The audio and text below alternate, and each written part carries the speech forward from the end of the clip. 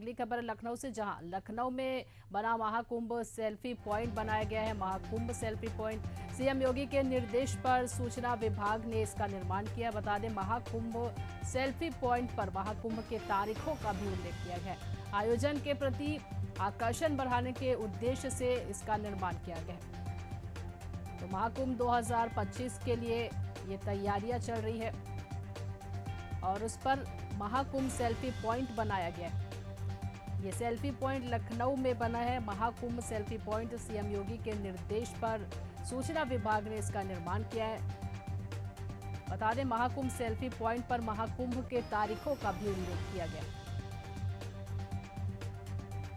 आयोजन के प्रति आकर्षण बढ़ाने के उद्देश्य से महाकुंभ सेल्फी पॉइंट का निर्माण किया गया।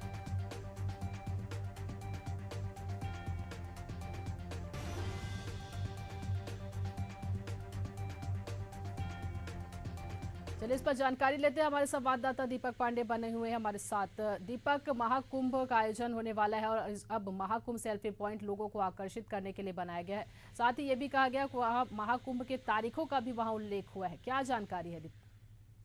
देखिए ललिता, बात की जाए तो जिस तरह से प्रदेश सरकार कहीं ना कहीं कुंभ को लेकर लगातार योजनाएं चला रही है, चाहे किसी भी तरीके से काम करना हो, चाहे जिस तरह से बात की जाए महाकुंभ को लेकर भव्य तैयारियों की बात की जाए या सीएम योगी का प्रयागराज दौरे की बात कर ले, तो कहीं ना कहीं हमेशा से ही महाकुंभ को लेकर जो प्रदेश सरकार की रणनीति है, किस तरह से काम करना है, अंतरराष्ट्रीय मंच कैसे इसको बनाना है, महाकुंभ को लेकर कहीं ना कहीं प्रदेश सरकार गंभीर दिखाई दे रही है। वहीं बात करें सीएम योगी के निर्देश के बाद सूचना विभाग ने राजधानी लखनऊ के 1090 चौराहे पर सेल्फी पॉइंट बनाया है, जिसमें खास तौर से देखने वाली बात यह है कि इस सेल्फी पॉइंट में सीएम योगी की तस्वीर के साथ देश के प्रधानमंत्री नरेंद्र मोदी और उसके साथ ही कुंभ का लोगो भी इस पर दिखाई दे रहा है। इसके साथ साथ बात करें तो तारीखों का भी कहीं ना कहीं इस सेल्फी पॉइंट में जिक्र किया गया। साफ तौर से देखा जाता है कि तारीख कई ऐसी चीजें होती हैं कि जब सेल्फी पॉइंट बनता है तो उस पर तारीखों का नाम नहीं होता है। ऐसे में देखा जा रहा है कि अगर तारीख रहेगी तो कहीं ना कहीं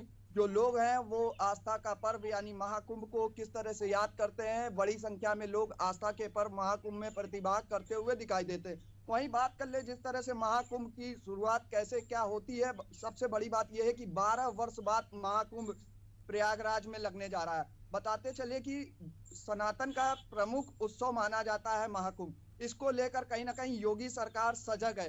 किसी भी तरीके से कोई कोताही नहीं बरतनी है, किसी भी तरीके से कोई हिला हवाली नहीं होनी चाहिए। तैयारियों को लेकर लगातार काम किया जा रहा है। चाहे पर्यटन मंत्री की बात करें या संस्कृति विभाग के जो मुख्य सचिव हैं मुकेश मेश्राम की बात कर ले तो वो भी जायजा लेते हुए दिखाई दे रहे हैं और पूरी तैयारियों को कहीं ना कहीं विस्तृत रूप से विस्तार दिया जा रहा है। और यही कारण है कि जिस तरह से कहीं ना कहीं कुंभ की भव्यता, कुंभ की दिव्यता, कुंभ जो आस्था का पर्व है, इसको किस तरह से मनाना है, इसको किस तरह से लोगों को जन जन तक पहुंचाना है, इसको लेकर लगातार योगी सरकार रणनीति तय करती हुई दिखाई दे रही।